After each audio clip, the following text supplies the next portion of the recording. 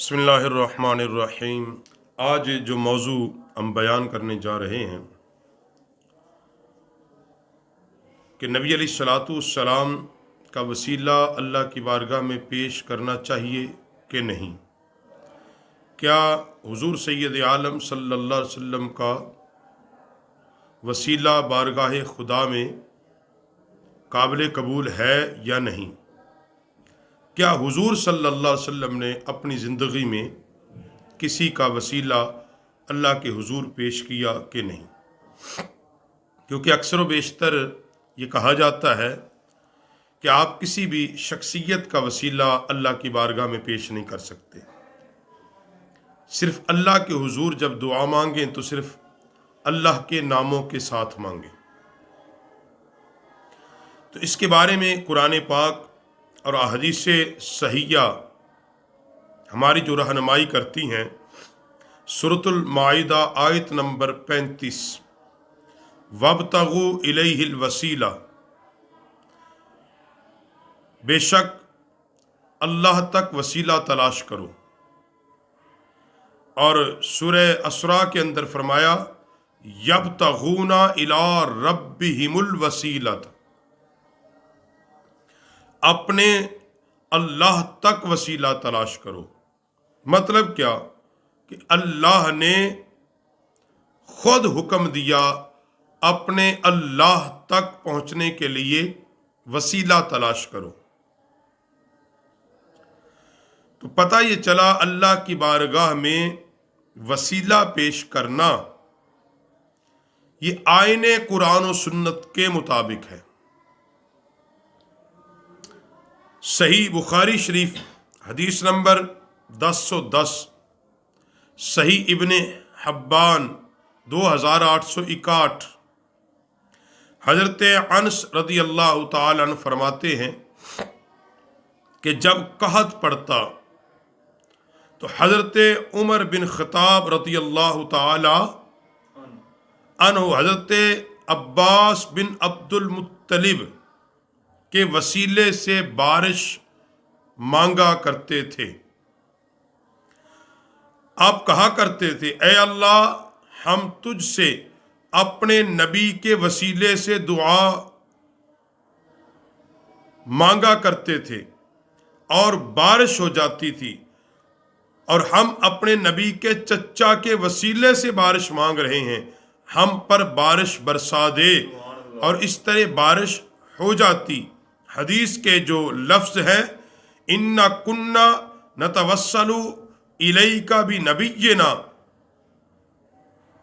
فَاسْتَقِينَا وَإِنَّا نَتَوَسَّلُ إِلَيْكَ بِعَمِّ نَبِيِّنَا فَاسْتَقِينَا قَالَ فَيُسْقَوْنَ فَاسْقَيْنَا قَالَ فَيُسْقَوْنَ، یعنی حضرت عمر رضی اللہ تعالیٰ عنہ کا یہ عمل مبارک تھا کہ جب قحط پڑتا تو حضرت عباس کے وسیلے سے بارگاہ ربوبیت میں دعا مانگتے، اللہ تجھے تیرے نبی کے چچا کا وسیلہ پیش کرتے ہیں، بارش عطا فرما دے۔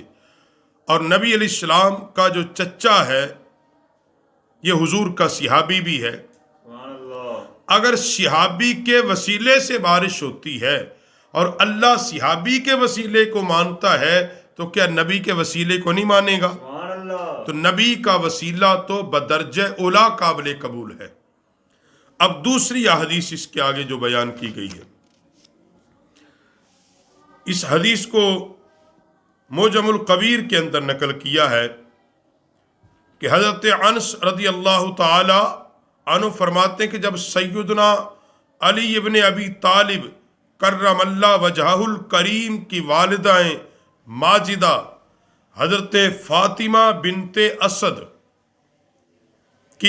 کا انتقال ہوا، ان کا وصال ہوا،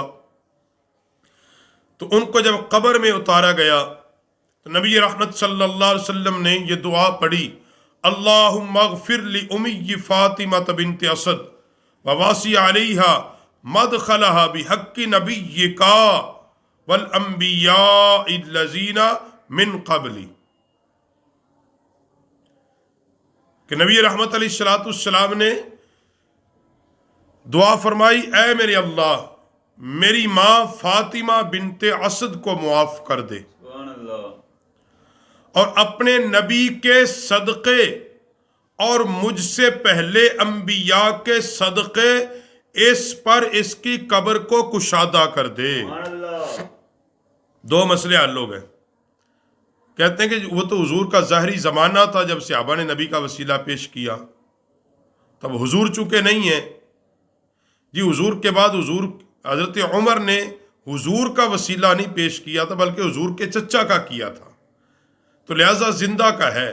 تو یہاں یہ مسئلہ بھی حل ہو گیا کہ نبی علیہ الصلوۃ والسلام نے اللہ کی بارگاہ میں عرض کی اللہ اپنے نبی کے صدقے اور مجھ سے پہلے انبیاء کے صدقے جو حضور سے پہلے نبی گزر گئے، حضور ان کا وسیلہ اللہ کی بارگاہ میں پیش کرتے، اللہ ان نبیوں کے صدقے فاطمہ بنت اسد یعنی حضور کی جو چچی ہیں، اور حضور نے کہا میری ماں کی قبر کو کشادہ کر دے پہلے انبیاء کے صدقے۔ سبحان اللہ۔ پتہ یہ چلا نبی علیہ السلام کے عمل سے کہ جو گزر جائیں ان کا وسیلہ بھی دیا جا سکتا ہے۔ تیسری حدیث حضرت عبداللہ ابن عمر رضی اللہ تعالی عنہما فرماتے ہیں نبی کریم صلی اللہ علیہ وسلم نے فرمایا قیامت کے دن ایک آدمی جس کے چہرے پر گوشت کی ایک بوٹی بھی نہیں ہوگی، گوشت کی ایک بوٹی بھی نہیں ہوگی، لوگوں سے سوال کرتا پھرے گا۔ قیامت کے دن سورج اتنا قریب ہوگا کہ پسینے کا سیلاب آدھے کان تک پہنچ جائے گا۔ ایسے حالات میں لوگ آدم علیہ السلام سے مدد مانگیں گے اور پھر موسیٰ علیہ السلام سے مدد مانگیں گے اور پھر محمد صلی اللہ علیہ وسلم سے مدد مانگیں گے۔ مطلب کہ اللہ کی بارگاہ میں پہنچنے کے لیے حالانکہ وہ تو قیامت کا دن ہوگا، مالک ہی خدا ہوگا، اس کے باوجود وہ انبیاء سے مدد مانگیں گے کہ اب ہمارا وسیلہ بن جائیں، ہمارا وسیلہ بنے اللہ کی بارگاہ میں پہنچنے کا، ہماری بخشش کا وسیلہ بنے۔ یہاں مدد بامانہ وسیلے کے ہے۔ تو ان دو احادیث جو میں نے بیان کی بلکہ 3 احادیث اور قرآن پاک کی 2 آیات، اس میں یہ چیز آئی کہ وسیلہ اللہ کی بارگاہ میں پیش کرنا یہ حکم خدا بھی ہے، حکم رسول بھی ہے، طریقہ مرسلین بھی ہے، طریقہ نبی رحمت صلی اللہ علیہ وسلم بھی ہے اور طریقہ صحابی رسول بھی ہے۔